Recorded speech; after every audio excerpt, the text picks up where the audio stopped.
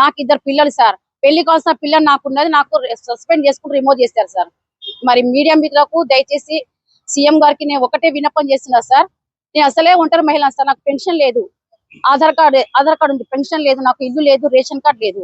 Ration card apply చేస్తున్నా నీ job కదా అంటున్నారు సార్. ఇప్పుడు జాబే లేదు కదా సార్. నాకు జాబ్ లేనప్పుడు రేషన్ కార్డు ఇవ్వచ్చు కదా సార్, పెన్షన్ ఇవ్వచ్చు కదా సార్, వితంతే కదా సార్ నేను.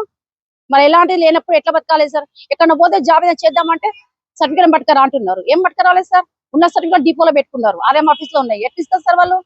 మరి ఇప్పుడు నేను ఏం చేయమంటారు? సామంటారా బతుకమంటారా? నేను ఏం చేయాలి సార్? ఇప్పుడు పిఎస్ లో కూడా పొల్యూషన్ లో కూడా వాయిస్ కార్డ్ అన్ని ఉండేది సార్.